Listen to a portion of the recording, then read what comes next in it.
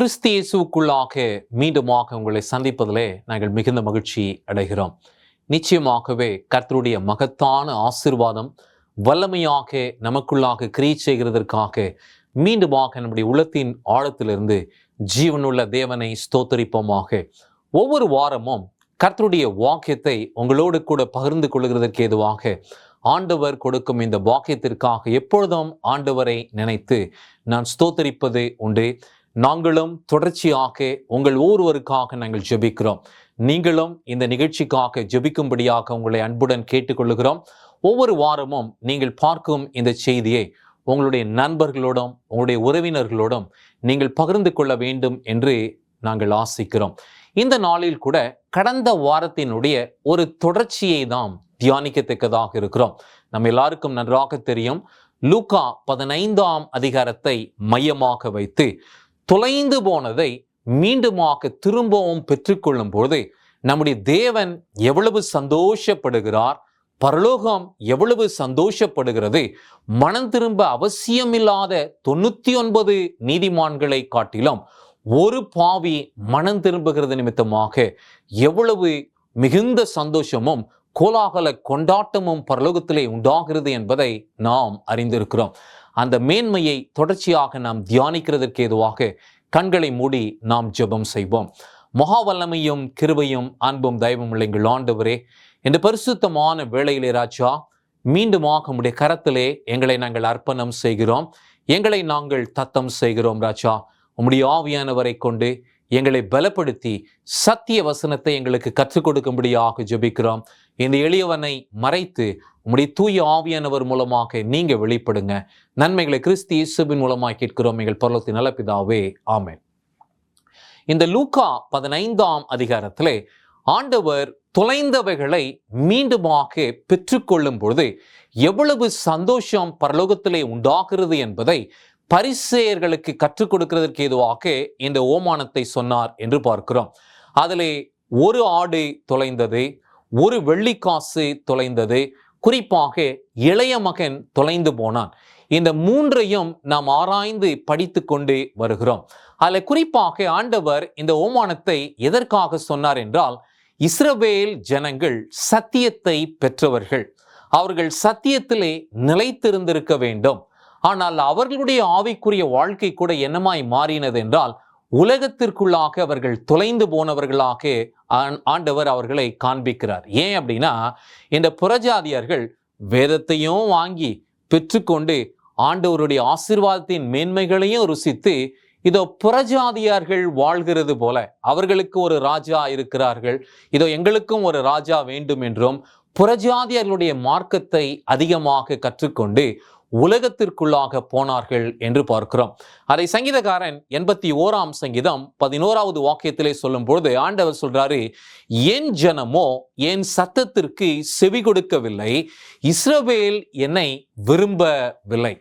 நிறைய நேரத்திலே இதோ ஆவிக்குரிய மனிதர்கள் என்று நினைக்கிறவர்கள் கூட ஆண்டவருடைய சத்தியத்திற்கு முழுமையுமாக தங்களை ஒப்புக்கொடாதது நிமித்தமாய் இதோ இஸ்ரவேல் ஜனங்களைப் போல தொலைந்து போகிறதற்கு ஏதுவான ஒரு அனுபவத்திற்குள்ளாக கடந்து போகிறார்கள். நம்ம எல்லாரையும் ஆண்டவர் படைச்சிருக்கிறார். நம்முடைய தேவன் எப்படிப்பட்டவர்னா அன்பானவர். யாரையும் ஆண்டவர் கட்டாயப்படுத்துகிறதே இல்லை. நம்ம எல்லாருக்கும் சுய சிந்தை என்பதை ஒன்று கொடுத்திருக்கிறார். இந்த சிந்தையை நாம் யோசித்து நாம் செய்கிறதினால் வரும் பலன் என்ன, இது என்னை மேன்மையான இடத்திற்கு கொண்டு போகுமா அல்லது ஒரு அழிவிற்குள்ளாக என்னை கொண்டு போகிறதா என்பதை நீங்களும் நானும் சிந்திக்க வேண்டும்.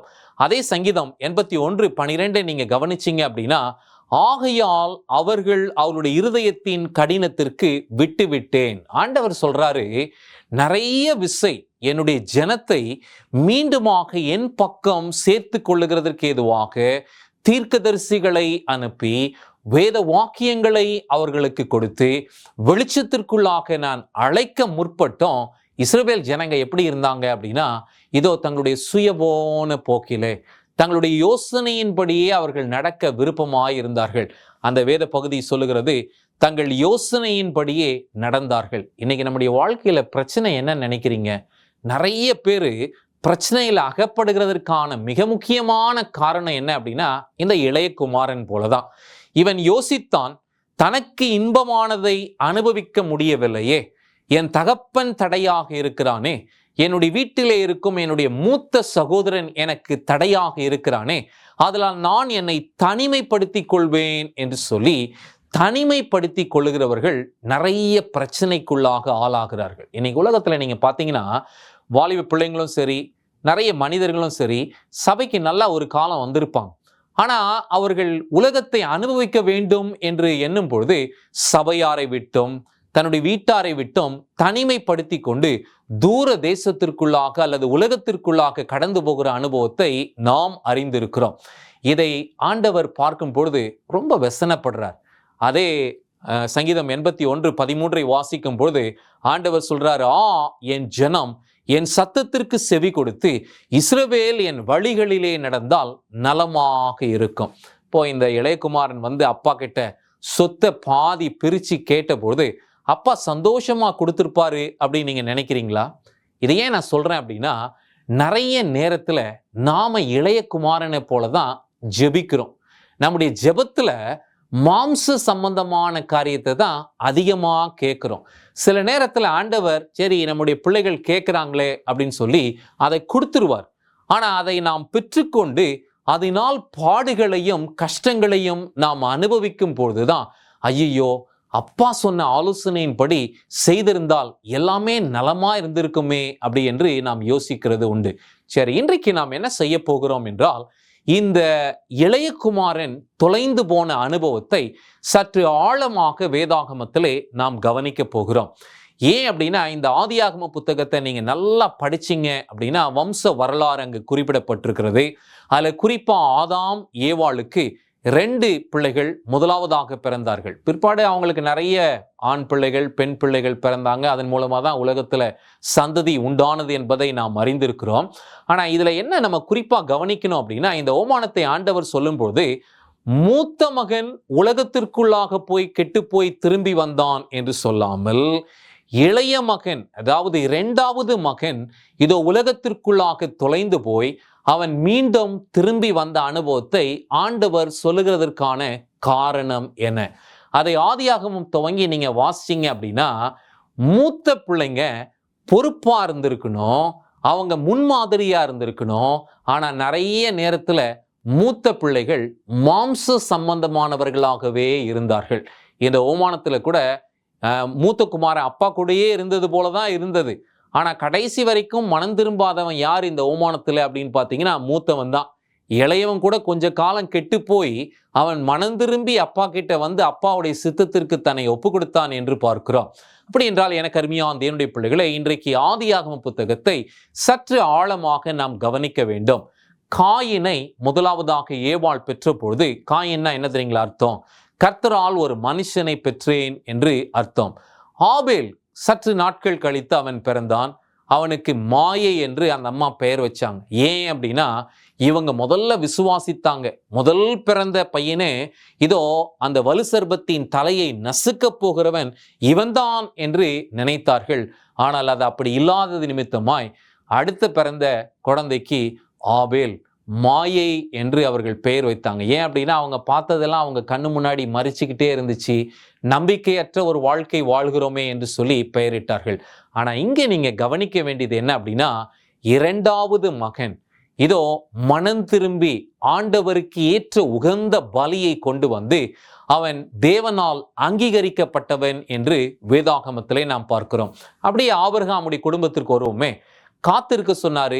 ஆபிரகாம் காத்திருந்தா ஏற்ற நேரத்தில் ஈசாக்கு பிறந்திருப்பான். ஆனால் சற்று அவசரப்பட்டாங்க. சாராளமாவும் அவசரப்பட்டாங்க. அவங்க அவசரப்பட்டது நிமித்தமாய் ஆபிரகாமும் இதோ அங்கு ஆகாரை திருமணம் செய்து கொள்கிறதற்கு ஏதுவாக இணங்கினார் என்று பார்க்கிறோம். பிறந்தது என்ன? இஸ்மாயில். இந்த முதல் பிறப்பை ஆண்டவர் அங்கீகரிக்கிறது இல்லை. அல்லது இந்த முதல் பிறப்பு ஆதாமுக்குள்ளான பிறப்பு, இது மாம்சத்தின்படியான பிறப்பு என்பதை ஆதியாகம புத்தகத்தில் ஆண்டவர் ரொம்ப தெளிவா காண்பிக்கிறார். காயின் இதோ மாம்சத்தின்படி பிறந்தவன், இவன் பிசாசினால் உண்டானவன் என்று பார்க்கிறோம். ஆனால் 2வது மகனாகிய ஆபேல் கீழ்ப்படிதல் உள்ளவனும் செவி கொடுக்கிறவனும் மனம் திரும்பினவனும் என்று நாம் பார்க்கிறோம். அதே போல ஈசாக்குடைய வாழ்க்கையை நீங்க கவனிச்சீங்க அப்படின்னா, தன்னுடைய தகப்பன் பலிபீடத்திலே அவனை கட்டி வைக்கும் மட்டுமாக அவன் கீழ்ப்படிந்து அமைதலாக பக்தியுள்ள மகனாக அவன் இருந்தான் என்று பார்க்கிறோம். அப்படியே அவங்களுடைய குடும்பத்தை நாம் இன்னும் ஆழமா போகும்போது ஏசா யாக்கோபு 2 பேரும் இரட்டை பிள்ளைங்க. அதுல முதல்ல பிறந்தவன் இதோ இந்த ஏசா. ஆனா இந்த ஏசா மாம்சத்தின்படியான ஒரு வாழ்க்கை வாழ்ந்தான், வேசித்தனத்திற்குள்ளாக போனான்.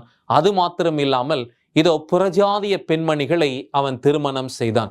ஆனால் இந்த யாக்கோபோ சேஷ்ட புத்திர பாகத்தை விரும்பினது மாத்திரம் இல்லாமல் தேவனை சிநேகிக்கும் அந்த அன்பிலே இவன் ரொம்ப ஆழமாக தன்னை ஒப்பு கொடுத்தான் என்று சொல்லி வேதாகமத்திலே பார்க்கிறோம். இவனுக்கு மேன்மையான தரிசனத்தை ஆண்டவர் கொடுத்து, உன்னுடைய சந்ததி, அதாவது உன்னுடைய 12 குமாரர்களுக்கு 12 கோத்திர நாமங்களை அங்கு கொடுத்து, பரலோகத்திலே அந்த வாசஸ்தனம், அதாவது புதிய எருசலேமிலே 12 வாசல்கள் இருக்கும். அந்த 12 வாசல்களிலே யாக்கோபினுடைய புத்திரர்களுடைய பெயர் எழுதப்பட்டிருக்கிறோம் என்பதை ஆண்டவர் காண்பிக்கிறார். இப்போ ஒரு மேன்மையான வாக்குத்தத்தத்தை இவன் பெற்றுக்கொள்ளுகிறதற்கு ஏதுவாக இவன் புதுப்பிக்கப்பட்ட ஒரு வாழ்க்கையை அவன் பெற்றான் என்று பார்க்கிறோம். இப்போ இந்த ஆதியாகமத்தை நாம் தொடர்ச்சி கவனிக்கும் போது யோசேப்புக்கும் 2 பிள்ளைங்க இருந்தாங்க. மூத்தவன் பேரு மனாசே, அடுத்தவன் பேரு எப்ராயிம். ஆனா இதுல நீங்க பாத்தீங்கன்னா யாக்கோபு ஆசீர்வதிக்கும் போது இதோ யோசேப்பு கரெக்டா தான் கொண்டு வந்து நிறுத்தினார்.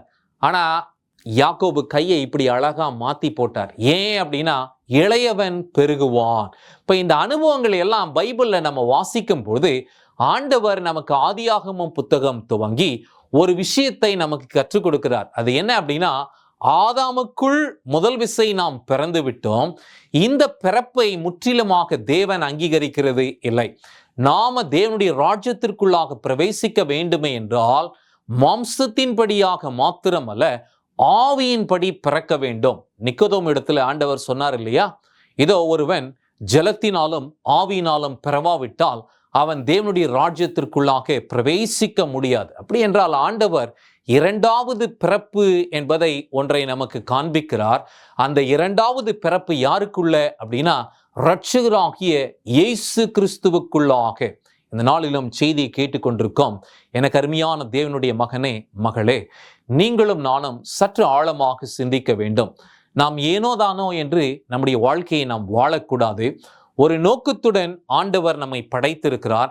நான் தொலைந்து போன ஆடா அல்லது கண்டுபிடிக்கப்பட்டவனா என்பதை நாம் சிந்திக்க வேண்டும்.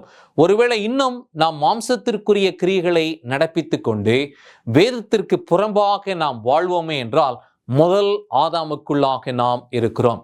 ஆனால் நாம் மனம் திரும்பி, இதோ நான் ஆண்டவருடைய சத்தத்திற்கு செவி கொடுப்பேன், என்னுடைய தகப்பனுடைய சித்தத்தை நான் ஏற்றுக்கொண்டு என் தகப்பனுடைய வீட்டிலேயே நான் இருப்பேன், அதாவது சபையிலேயே இருப்பேன். ஆண்டவர் சொல்லுகிற ஆலோசனையை நான் அங்கீகரித்து அவருடைய சத்தத்திற்கு நிகரானது ஒன்றும் இல்லை, அது மேன்மையான சத்தமாக இருக்கிறது என்று சொல்லி நம்மை கிறிஸ்து இயேசுவுக்குள்ளாக முழுமையாக நாம் ஒப்பு கொடுப்போமே என்றால் நம்முடைய வாழ்க்கை பிரகாசமாக இருக்கும். 1 கொரிந்தியர் 15ஆம் அதிகாரம் 45வது வாக்கியத்திலே ஆண்டவர் சொல்லும் பொழுது, அந்தபடியே முந்தின மனுஷனாகிய ஆதாம் ஜீவ ஆத்மாவானான் என்று எழுதியிருக்கிறது, பிந்தின ஆதாம் உயிர்ப்பிக்கிற ஆவியானார். இப்போ இந்த லூக்கா 15ஆம் அதிகாரத்தை ஆண்டவர் சொல்லும் போது நீங்க அதுக்கு முன்னாடி பார்த்தீங்கன்னா ஏராளமான பேருடைய வாழ்க்கையில இந்த உயிர்ப்பித்தலின் வல்லமையை ஆண்டவர் கொடுத்துட்டார்.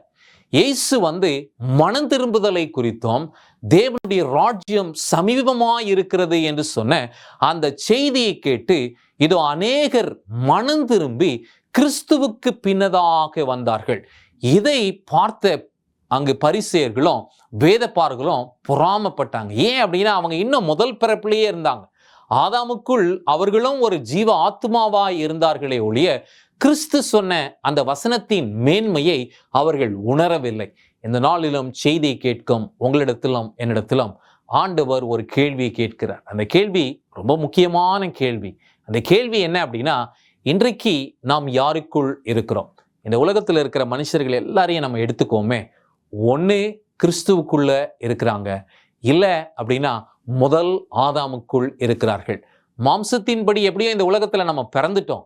ஆனா இந்த பிறப்போட நம்ம பரலோகம் ஒருபோதும் போக முடியாது.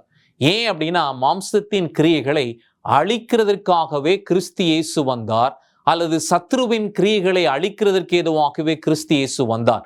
அந்த வாக்குத்தத்தத்தை பவுல் 2 கொரிந்தியர் 5:17 சொல்லும்போது, இப்படி இருக்க ஒருவன் கிறிஸ்து இயேசுவுக்குள் இருந்தால் அவன் புது சிருஷ்டியா இருக்கிறான், பழையவைகள் ஒளிந்து போயின, எல்லாம் புதிதாயின என்று ஒரு மேன்மையான வாக்கை கொடுக்கிறார். ஆம், எனக்கு அருமையான தேவனுடைய பிள்ளைகளே, நம்ம எல்லாருக்கும் நன்றாக தெரியும், இந்த இளைய குமாரன் உலகத்திற்குள்ளாக போய் கெட்டு போனான். ஆனால் திரும்பி வந்தபோது அவனை சுத்திகரிக்கிறதற்கு ஏதுவான மேன்மையான வல்லமையை தன்னுடைய தகப்பன் அவனுக்கு கொடுத்தார் என்று பார்க்கிறோம். முதல் விசை அவன் எதை கேட்டானோ அதை மட்டும் வாங்கி அவன் பெற்றுக்கொண்டு போனான்.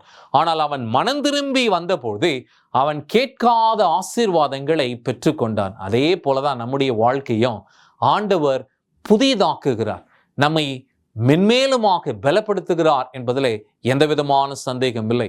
அதை திருச்சபைக்கு பவுல் சொல்லும் போது எபேசுக்கு எழுதின நிருபத்திலே 4ஆம் அதிகாரத்திலே 22வது வாக்கியத்திலே சொல்றாரு, அந்தபடியே முந்தின நடக்கைக்குரிய மோசம் போக்கும் இச்சையினால் கெட்டு போகிற பழைய மனுஷனை நீங்கள் கலைத்து போட்டு. இப்ப இந்த ஓமானத்துல 2 அனுபவத்தை நாம் பார்க்கிறோம். கெட்டகுமாரனுடைய வாழ்க்கை முதல் அந்த அத்தியாயம் அல்லது முதல் பகுதி எப்படி இருந்தது அப்படின்னா, சுயமாய் அவன் செய்த விஷயங்கள், உலகத்திற்கு அடுத்த காரியங்கள், சிநேகிதர்கள் விரும்பினவைகள், அல்லது அவனுடைய மாம்சம் அல்லது அவன் விரும்பின தேக இச்சைகளை அவன் நிறைவேற்றி கொள்ள எடுத்துக்கொண்ட பிரயாசங்கள். இதை ஆண்டவர் சொல்லும்போது, அது மோசம் போக்கும் மனுஷன், அது அழிவிற்குள்ளாக கொண்டு போகும், அது அவனுடைய வாழ்க்கையை மாய்த்து விடும் என்பதை காண்பிக்கிறார். ஆம், எனக்கு அருமையான தேவனுடைய பிள்ளைகளே, நீங்களும் நானும் யாரு அப்படின்னா கிறிஸ்து இயேசுவுக்குள்ளாக புதிதாக்கப்பட்ட தேவனுடைய பிள்ளைகள்.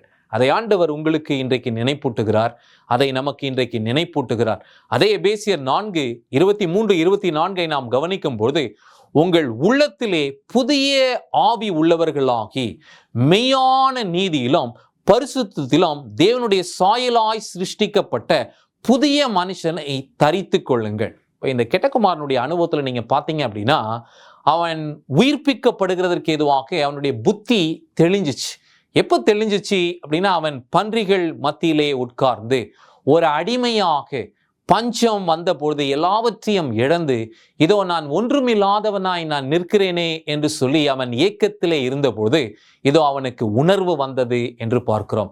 ஆம், எனக்கு அருமையான தேவனுடைய பிள்ளைகளே, நம்முடைய வாழ்க்கையில கூட ஆண்டவர் யாரை எப்படி பிரித்தெடுக்கணும் என்பது நம்முடைய தேவனுக்கு நன்றாக தெரியும். ஒரு சகோதரி இருந்தாங்க, அவங்க பேர் டெய்சி.